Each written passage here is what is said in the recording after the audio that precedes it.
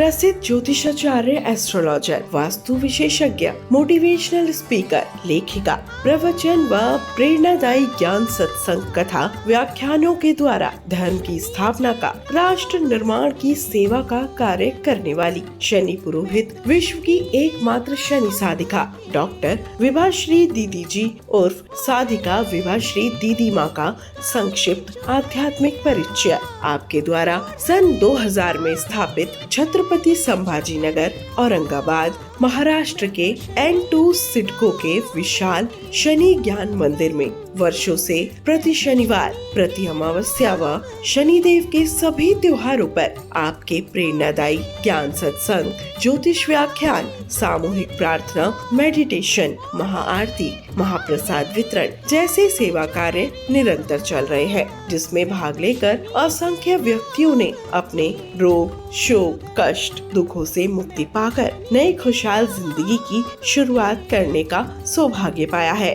आपके द्वारा छत्रपति संभाजी नगर उर्फ औरंगाबाद, महाराष्ट्र के एयरपोर्ट के पास स्थित चिकल थाना क्षेत्र में श्री शनीश्वर तीर्थ क्षेत्र शनि आश्रम गार्डन की स्थापना हुई, जहां पर प्रति वर्ष 14 जनवरी मकर संक्रांति पर होने वाली नवग्रह शनि शांति पूजा, साधना चिकित्सा शिविर और शनि अमावस्या के दिन होने वाले विशाल शनि शांति अनुष्ठान में भाग लेने हेतु अनेक प्रसिद्ध राष्ट्र निर्माता, संत, नेता, अभिनेताओं का आगमन हमेशा होता रहता है। आप जन्म पत्रिका में शनि की स्थिति को देखकर भविष्य बताने वाली, शनि शांति अनुष्ठान कराने वाली भारत की पहली एस्ट्रोलॉजर महिला पंडित पुरोहित हैं। आप महाराष्ट्र के श्री क्षेत्र शनि शिंगणापुर से लेकर भारत के सभी क्षेत्रों में महिलाओं को शनि पूजा का अधिकार दिलाने वाली, शनि मंदिरों को ज्ञान मंदिर बनाकर अंधविश्वासों को मिटाने वाली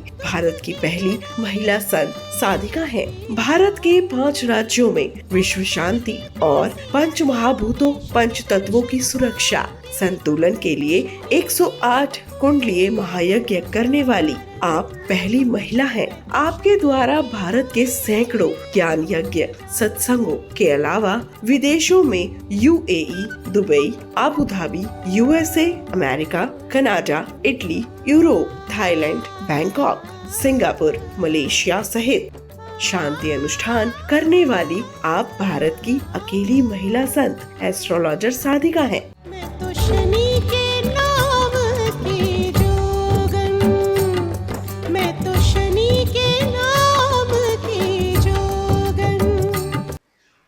बार में क्या होता है, हमारे 12 घर की जन्म पत्रिका में जो 12वां घर है वो लास्ट, दी एंड, मोक्ष, समापन, मोक्ष का घर है वो, मोक्ष का। उस 12 घर में यदि शनिदेव जी बैठे, किसी की जन्म पत्रिका उठा के देखना और मुझे पोस्ट करना और बताना कि किसकी जन्म पत्रिका में 12वें घर में शनिदेव बैठे हैं। मैं फ्री में आपको गणित बताऊंगी उसका। 100 में से किसी एक की जन्म पत्रिका मिलेगी जिसके 12वें घर में शनि मिलेंगे, और 100 में से किसी एक की जन्म पत्रिका मिलेगी जिसके 12वें घर में शनि खुद की राशि में मिलेंगे, यानी 10 और 11 नंबर, यानी मकर और कुंभ, खुद की राशि में शनि 12वें घर में। मैं तो हर महीना न जाने कितनी जन्म पत्रिकाओं का अर्थ बताती हूँ। पिछले 30 साल में तो कितनी जन्म पत्रिकाएं देख ली, पर 8-10 पत्रिकाओं से ज़्यादा मैंने 12वें घर में शनि खुद की राशि में बैठे हों ऐसी पत्रिका नहीं देखी। शनिदेव खुद की राशि में बैठे हैं 12वें घर में।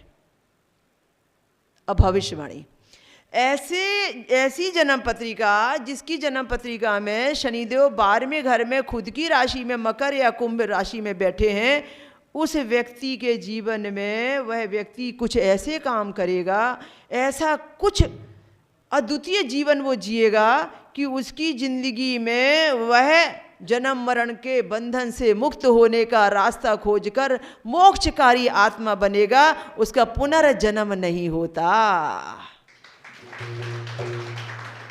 पुनर्जन्म नहीं होता। और इतना ही नहीं, ऐसे व्यक्ति को मैंने भीड़ का हिस्सा नहीं देखा। भीड़ का हिस्सा यदि ऐसा व्यक्ति होगा तो पुनर्जन्म ना हो ऐसे उपयोग कैसे करेगा जीवन को? वो भीड़ का हिस्सा नहीं होता, वो भीड़ से अलग जीवन जीता है, भीड़ से अलग अपना व्यक्तित्व बनाता है, कुछ अलग प्रकार से उसका व्यवहार आचरण संस्कार बनाता है। वो अलग प्रकार से वह भलाई के मार्ग पर हो या धन के मार्ग पर हो या कमाई के मार्ग पर हो या दान पुण्य धर्म के मार्ग पर हो, या जो भी मार्ग उसने पकड़ रखा हो वो अलग प्रकार से बनाता है। ये रिसर्च है हमारा। इतना रिसर्च किया शनिदेव जी के बैठने पर, आने पर, वक्री होने पर, मार्गी होने पर, कौन सी राशि में, कहाँ पर, कौन सी जगह पर, और उसी पर किताबें लिखी। और ये विचित्र अनुभव रहा कि वही एक शनि का योग किसी को बहुत अच्छा और किसी को कम अच्छा कैसे हो जाता है।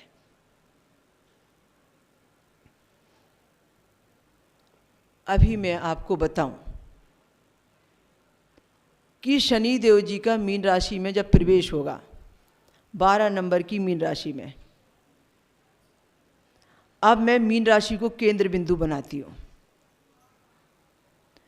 अब जब मैं मीन राशि को मैं केंद्र बिंदु बनाऊंगी, मीन राशि को मैं लग्न बना दूंगी, केंद्र बिंदु बना दूंगी, तो मीन राशि में अंदर बैठेंगे शनिदेव, गर्दन से लेकर नाभि तक का हिस्सा, मध्यस्थ शनि। मध्यस्थ शनि जब प्रवेश करेंगे मध्य में, शरीर पीड़ा का कारण बनेगा, माँ को तकलीफ होगी। शनि और चंद्र, चंद्र यानी मेरी राशि, विष योग का कारण बनेगा। चंद्रमा को ही शनि लगता है, तभी 7.5 ढैया बनता है। मैंने कहा ना कि मुझसे कितनी दूरी, मुझसे क्या, मेरी राशि से। मैं कौन? चंद्रमा। चंद्रमा कौन? मेरी राशि। चंद्रमा कौन? मेरी क्वालिटी, मेरी पहचान। मेरा जन्म कब हुआ, कौन सी तारीख को हुआ, ये मेरी क्वालिटी है, मेरी पहचान। जिसका जिस तारीख को जन्म होगा, उस तारीख पर चंद्रमा जिस जगह लिखा होगा वही उसकी राशि कहलाएगी। नामकरण वहां से ही होगा। तो चंद्रमा मेरी क्वालिटी, मेरी राशि। तो चंद्रमा जो मेरी पहचान है, मेरी पहचान को शनि ने घेरा। समझिए, 7.5 का अर्थ समझिए, उसका विज्ञान समझिए, कोई नहीं समझाएगा आपको। इसका नेगेटिव और पॉजिटिव तत्व समझिए। पहले मैं आपको ये बताऊं कि शनि और चंद्र का मिलन विष योग बनाता है। हमने हमारे यहाँ के शांति विधान में जन्म से कोई विष योग में जन्म भी ले, इसे माँ के गर्भ से शनि लाना कहते हैं, मध्यस्थ शनि को। यदि जन्म से कोई शनि का विष योग लेकर आए, शनि चंद्रमा एक साथ पत्रिका में लिखा जाए, तो हम कहते हैं ये व्यक्ति राजा बनेगा, फैक्ट्रियों का मालिक बनेगा, बड़ा उद्योगपति बनेगा। लोगों ने कहा विष योग है, माँ को तकलीफ, खुद को तकलीफ, माँ के गर्भ से शनि लेकर आया, बचपने में इतनी तकलीफ होगी। हम उससे कहते हैं ये सब सच है, पर सच ये भी है कि वह अपनी ज़िंदगी में जो तकदीर लेकर लिखाकर लाया है, वो शनि देव जी ने अपनी कलम से लिखी है। और भाग्यदाता, भाग्य विधाता, कर्मफलदाता शनिदेव जी, उसका समय आने पर जब प्रारब्ध का पुण्य फल उसके सामने में लेकर आएंगे, तो ये व्यक्ति हजारों की रोजी रोटी का साधन बनेगा। जितने भी मैंने विष दोष वालों की शांति विधान आज तक किया है, सारे विष दोष वालों के शांति विधान के बाद में मैंने पाया है कि उनका राजयोग जो बना है, वे राजयोग के द्वारा इतना आगे बढ़े हैं कि मेरे पास 5 विष योग वाले ऐसे हैं जिन्होंने 8 साल की शांति अनुष्ठान की बुकिंग कर रखी है। 5 विष योग वाले, एक विष योग से रिजल्ट मिला, वो अगली साल फिर करेंगे और अगली साल करेंगे, बढ़ते गए और उन्होंने 8 साल तक रिपीट किया कि नहीं, हम जितना अपने आप को मांझेंगे, हम जितना अपने आप को निखारेंगे, उतना ही हम निखरते चले जाएंगे।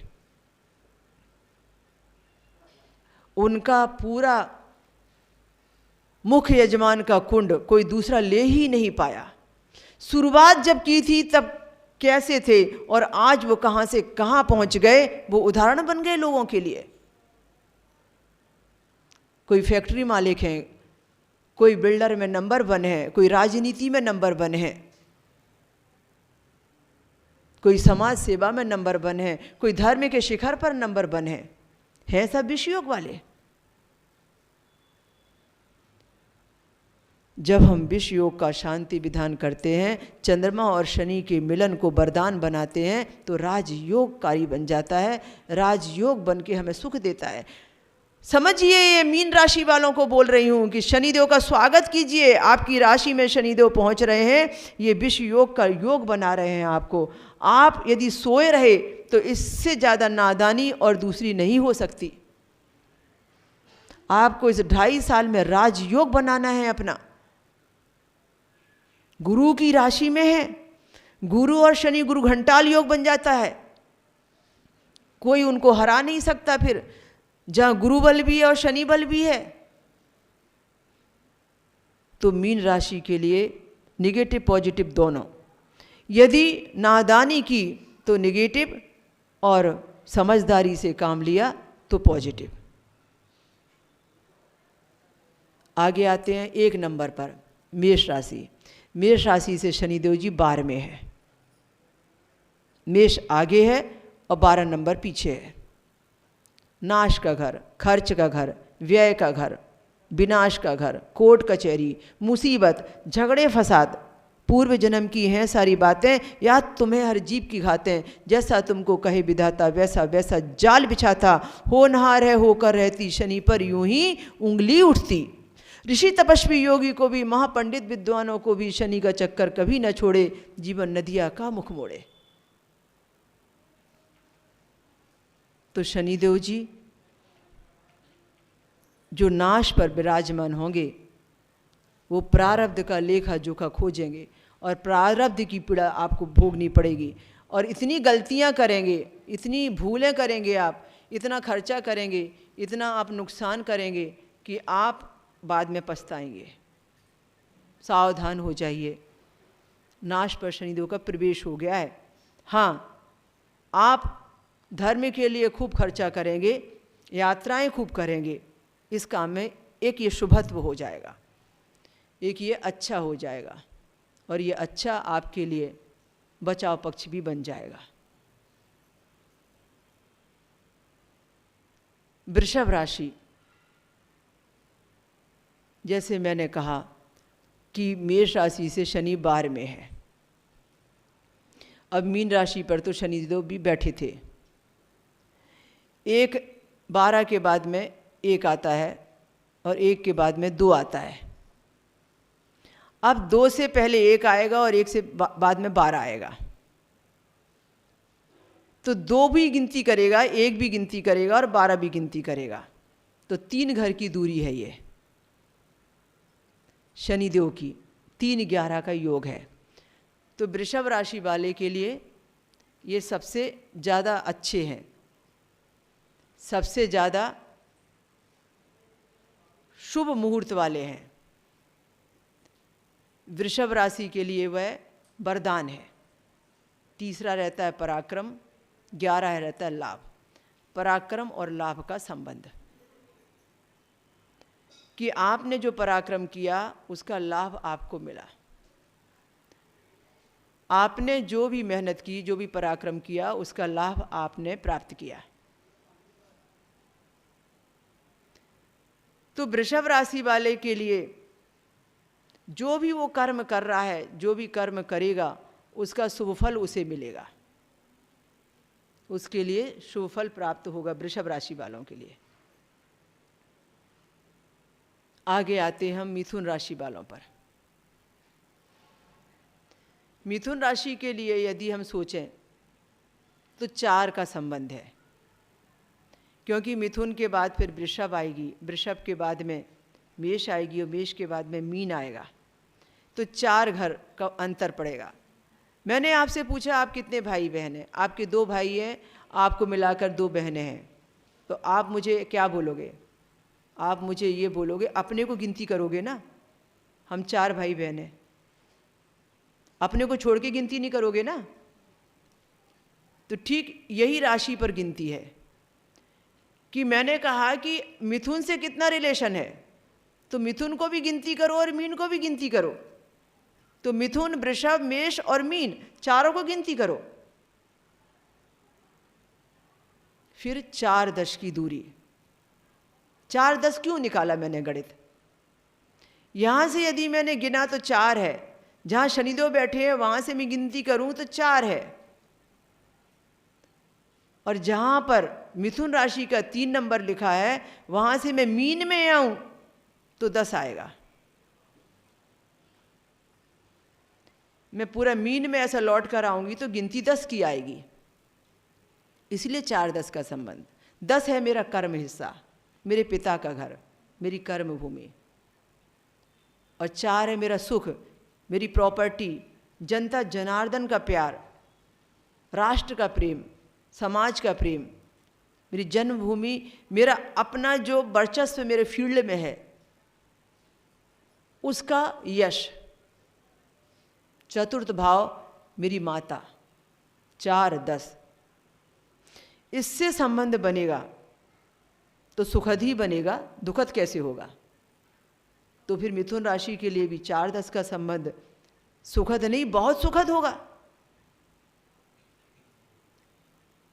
कि वह उसे मात्र सुख देगा, भूमि सुख देगा, प्रॉपर्टी सुख देगा, फील्ड में नाम देगा, उसको कर्म का सुख देगा उसे, जो उसने अभी तक कर्म किए थे अब उसका पुण्य फल उसे सुख देगा। जो मेहनतें की थी और फल नहीं मिला था, उस मेहनत के फल मिलने का समय आएगा 29 मार्च 2025 को, और तब 2.5 साल तक चलेगा। एक वृक्ष में फल लगे तो आज वृक्ष में फल आए तो आज खत्म नहीं होंगे, हर मौसम में फल आएंगे और बार बार फल आएंगे और बगीचा बन जाएगा वो। पर तब तक इंतजार में बेसब्री और बेचैनी है जब तो फल आने लायक वो वृक्ष नहीं हो गया। तकलीफ तब तक की है कि फलदार वृक्ष बना क्यों नहीं अभी तक, फल लगे क्यों नहीं उसके अंदर में, और जब फल लगेंगे तो बार बार लगेंगे, हर बार लगेंगे। इसी का नाम है बनाता नहीं कोई शनि जैसा बनने वाला आदमी चाहिए। तो ये फलदार वृक्ष। इसी तरीके से मिथुन राशि के लिए ये तो भविष्यवाणी है कि उसे कर्म का सुख मिलेगा, उसे जीवन में जो सुख कभी नहीं मिला वो सारा सुख मिलेगा। कर्क राशि, मैंने जैसे कहा कि 4-10 का संबंध यदि मिथुन से है, तो यदि मैं 4 नंबर की कर्क राशि से उल्टे उल्टे गिनूं या मीन राशि से 4 नंबर पर जाऊं, 12, 1, 2, 3, 4, तो 5वीं जगह मुझे मिलेगा कर्क का 4था नंबर, तो नवम पंचम योग। क्योंकि यदि मैं 5 नंबर से 12 नंबर पर आऊंगी तो 9 नंबर पहुंच जाएगा। और ये गणित में समझाऊंगी तो आपको समझ में नहीं आएगा, फिर भी चलो एक बार नवम पंचम समझाती हूँ आपको। पंचम तो समझ में आ गया, 12, 1, 2, 3, 4, 4 पर आई तो 5 नंबर हो गया। अब मैं आती हूँ 5 से 12 पर, 5, 6, 7, 8, 9, 10, 11, ऐसे आप गिनती करो, 5, 6, 7, 8, 9, 10, 11, 12, आप ऐसे गिनती करोगे, ऐसे गोल घूमो, 9 आएगा जब 12 पर आ पाओगे। 5 को पहले 4 को गिनती करो, आप करके से गिनती 4 की करो, 4, 5, 6, 7, 8, 9, 10, 11, 12। इधर से गिनती करेंगे तो 5 आएगा, इधर से गिनती करेंगे तो 12 आएगा। तो 4 से गिनेंगे 12 पर तो 9 आएगा, और 12 से गिनेंगे 4 पर तो 5 आएगा। इसे कहते हैं नवम पंचम। नवम होता है हमारा भाग, पंचम होता है हमारा त्रिकोण, जिसमें हमारे शिक्षा का फल, कैरियर का फल, जिसमें हमारा जीवन का जो सपना है वो पूरा होता है। वहीं से हम संतान सुख देखते हैं और संतान से मिलने वाली खुशी देखते हैं। नवम पंचम किसके लिए बना? कर्क राशि वालों के लिए। अब सिंह राशि जिसे ढैया लगेगा, समझो ढैये का गणित समझो, कैसे ढैया लगेगा। इतनी राशियों की हमने 4 तक गणना कर ली, क्यों नहीं कहा कि ढैया लगा। पर अब देखो सिंह पर कि कर्क राशि में अच्छा होने वाला समय जो अभी मीन राशि में प्रवेश पर आने वाला है, उतना ही यह भी बहुत अच्छा होने वाला है जो सिंह राशि पर आने वाला है।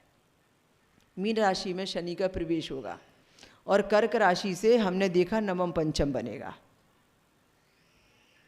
नवम पंचम कर्क राशि से बनेगा, तो बहुत अच्छा होगा, शुभ होगा, शुभ संकेत होगा। अब मैं बताती हूँ सिंह से अच्छा कैसे जाएगा। 12, 1, 2, 3, 4, 5, 6 नंबर आया। अब इसे कहेंगे षडाष्टक। इसका भी गणित समझ लो। मैं क्यों कह रही हूँ कि कर्क से अच्छा बना नवम पंचम होने से, तो ये भी अच्छा क्यों बनेगा उसका समझो आप। सिंह राशि में अब मैंने गिनती की तो मीन राशि से जो सिंह राशि की दूरी है वो 6 की दूरी है, छठवें घर की दूरी है। छठवें घर का संबंध क्या है? रोग, ऋण, शत्रु। रोग मिटेंगे, ऋण हटेंगे, शत्रु पर आप भारी बैठेंगे। शत्रु आपसे पानी मांगेगा क्योंकि शनि को कोई हरा नहीं सकता। छठवां, आठवां, 12वां घर शनि का है और शनिदेव यदि छठवें घर में षडाष्टक लेकर पहुंचेंगे तो इसका मतलब यह है कि आपके ऋण को मुक्ति के लिए आपको साधन दे देंगे। पर लोगों ने इसे निगेटिव रूप में देखा, मैंने इसे पॉजिटिव रूप में देखा, क्योंकि जो क्रूर ग्रह हैं जब ये कहीं षडाष्टक करते हैं तो व्यक्ति की अपनी जिंदगी में व्यक्ति को चतुराई से जीना आ जाता है और व्यक्ति अपनी सूझबूझ चतुराई से अपनी समस्याओं का समाधान खोज लेता है। तभी तो मैंने कहा कि जब कर्क राशि पर शनि का ढैया था तो एक भी कर्क राशि वाला ऐसा बताओ जिसे यह बुरा समय गया हो, उसने उसी षडाष्टक ढैये में बहुत खुशियां पाई हैं। अब तो नवम पंचम आ रहा है तो उससे भी अच्छा आ रहा है, पर जब नवम पंचम नहीं था तब भी वो षडाष्टक ढैया कर्क का था, तब भी उसने अपनी जिंदगी में बहुत कुछ सुख पाया है, क्योंकि कठिन समस्याओं का समाधान शनिदेव के हाथ में है। बड़े ऑपरेशन टल जाएंगे, बड़ी बीमारी निकल जाएगी, बड़ी तकलीफ छोटा रूप लेके निकल जाएगी। षडाष्टक ढैया, 8वां मृत्यु का घर है, 8वां आयु का घर है। ऐसा व्यक्ति मृत्यु तुल्य पीड़ा पर विजय प्राप्त कर लेगा, घटना दुर्घटना में बाल बाल बच जाएगा। क्यों? क्योंकि उसके ऊपर षडाष्टक ढैया था। ढैया किसका था? शनि का था। मैंने अभी तक षडाष्टक ढैये में किसी भी व्यक्ति को घटना में, दुर्घटना में भारी तकलीफ को भोगते नहीं देखा, बाल बाल बचते देखा है, बड़ी तकलीफ को छोटा रूप लाते देखा है। व्यक्ति यदि इतने अच्छे पुण्य करे कि षडाष्टक ढैये से बाहर निकल जाए, क्योंकि आयु घर भी उनका ही है, तो आयुदाता भी तो वही है ना। तो आपके लिए अच्छी खबर है कि आप अपनी जिंदगी में इतने आध्यात्मिक हो जाइए, इतने धार्मिक हो जाइए कि आप आपको सुरक्षा कवच पहना सकें। और जैसे कर्क राशि वालों के लिए षडाष्टक ढैया अच्छा था, वैसे आपके लिए भी ये षडाष्टक ढैया अच्छा हो जाए, खासतौर से सिंह राशि वालों के लिए। इसी तरीके से आप कन्या के 6 नंबर पर आइए, तो मैं 12 से 6 की गिनती करूंगी तो मुझे 7 मिलेगा, 7 ही मिलेगा। इसका मतलब यह है कि उधर से घूम कर आऊंगी वो भी 7 ही मिलेगा। 7वां घर होता है मेरे रोजी रोटी इनकम का, 7वां घर होता है मेरे सप्तमेश पति या पत्नी या गृहस्थी का। जिनकी शादियां नहीं हो रही हैं शादी हो जाएगी, जिनकी गृहस्थियां टूट रही हैं बस जाएगी, जिसने अपनी रोजी रोटी खो रखी है वो रोजी रोटी का डेली इनकम सोर्स का साधन बना लेगा। किसके लिए चल रहा है? कन्या राशि के लिए। यदि मैं तुला राशि से रिश्ता जोड़ूं तो फिर आप गिनती करेंगे मीन से तुला राशि पर।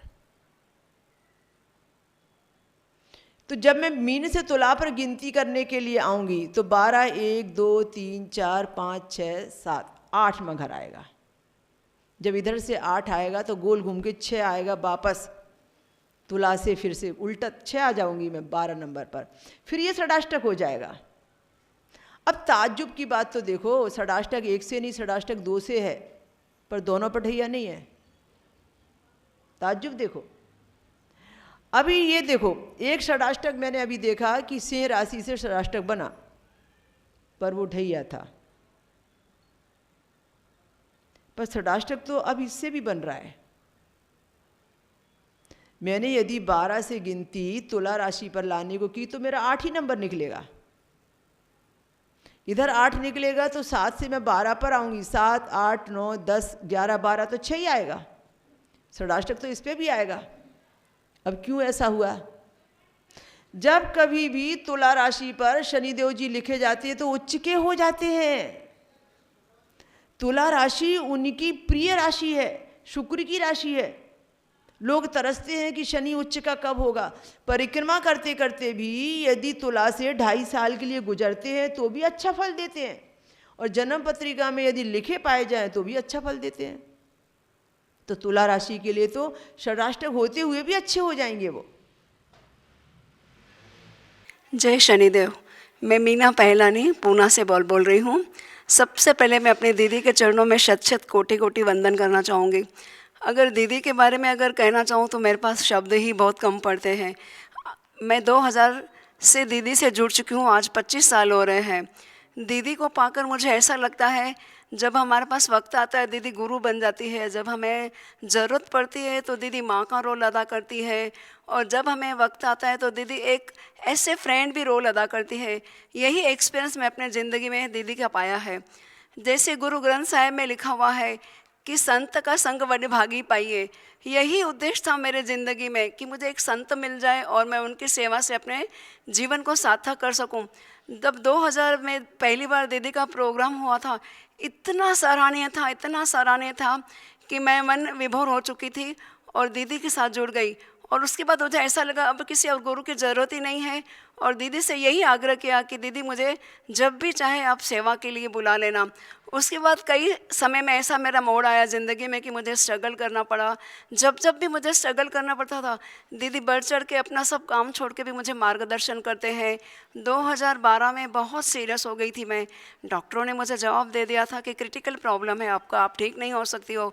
दीदी ने मुझे विदिन 8 आवर्स, रात में मैं यहाँ 11 बजे पहुँची और सुबह 8 बजे तक दीदी ने मुझे ठीक कर दिया। ये 2012 का अविस्मरणीय दिन मैं कभी भी नहीं भूल सकती हूँ। दीदी के इतने ऋण हैं हमारे ऊपर कि हम कभी भी उनको चुका नहीं सकते हैं।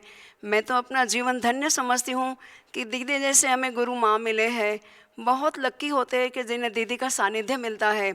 दीदी हमें एस्ट्रोलॉजी हो या गृहस्थ में हो, परिवार में हो, दैनिक व्यवहार में है, कहाँ कैसा व्यवहार करना है, यह सब हमें प्रवचन के थ्रू समझाते रहते हैं।